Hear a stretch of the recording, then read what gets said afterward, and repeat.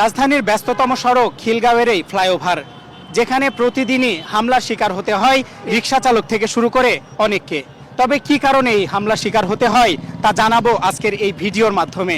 ঠিক কিছুক্ষণ আগে কিন্তু এই মানুষটাকে এখানে মারধর করা হয়েছিল এবং তার কাছে চাঁদাবাজি করতে এসেছিল। আসলে সে ইনকামই করে সারাদিন 2 থেকে 300 টাকা। তাহলে ওনার কাছ থেকে যে 500 টাকার চাঁদা দাবি করা হয়েছিল, সে 500 টাকা কোথায় থেকে দিবে? কি হয়েছিল আসলে? আমি আইসি আর লগে লগে আমার দাঁড় করে আমাকে মারছে, গাড়ি তার মোর মিটার মিটার সব ভাঙ্গে ফেলাইছে। পরে আমি কইছি ভাই আমি কি করছি, কয় তোর ব্যবহার এরকম কে? পরে আমাদের টাকা চাইছে, আমি টাকা দিইনি বলে পরে আমার মারছে। কারা এরা? সামান্য কি স্টুডেন্ট এরাই সব। এই জায়গাটা হুন্ডা নিয়ে আইছিল, কি করছে আপনারা একটু দেখান। এই গাড়ির মিটার মিটার ভাঙ্গে ফেলাইছে, আমার মারছে। এই যে লাড়িতে বাড়ি মারছে।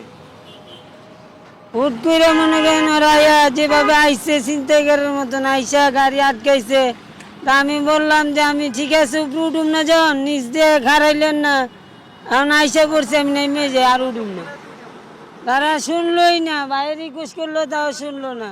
আর আমার গাড়ি আটকে টাকা পয়সা দাবি করছে, আমি দেই নাই বললে ওরা তার মার ছিঁড়ে মিড়ে আমার বাইকে গেছে। আপনি করে দেখা মাঠ দূর করবার লাগছে ওরে, হয়তো ওই যে রাস্তার মাঝখানে টাকা পয়সা দাবি করতেছে। কারা এরা? এরা এই পোলাপান হঠাৎ করে এই যে দৌড়ে বসে ফট করে এই মাঝখানে শুরুতে না দৌড়িয়া ব্রিজের হয়তো মাথায় ধরলে ওদিক দিয়ে নেমে যেত গা, কারণ উপরে উঠে গেছে। এটার মাঝখানে সব সিঁড়ি হালাইছে যে আমি একটা লুয়াও লইছি, আই ফট করে ধরে বসে। যদি তাদেরকে আটকাতে হয় তাহলে ফ্লাইওভার গোড়া থেকে তাদেরকে আটকাতে হবে। এটা তো সম্পূর্ণরূপে চাঁদাবাজি। সমন্বয়ক পরিচয় হোক আর যে দলের পরিচয় হোক, হ্যাঁ, এটা সম্পূর্ণরূপে চাঁদাবাজি। এটা কখনোই বরদাস্ত করা যায় না।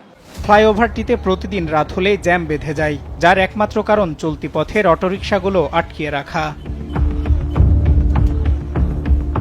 আবার অনেকে বলেন ফ্লাইওভারের শুরুতে না আটকিয়ে মাঝখানে আটকিয়ে তাদের প্রথমে মারধর, পরে চাঁদা দাবি করেন রিকশাপ্রতি 300 থেকে 500 টাকা পর্যন্ত। আর টাকা না দিলে নষ্ট করে দেওয়া হয় অটোরিকশার মিটার সহ গুরুত্বপূর্ণ তারগুলো। সজল বিশ্বাস, দেশ টিভি, ঢাকা।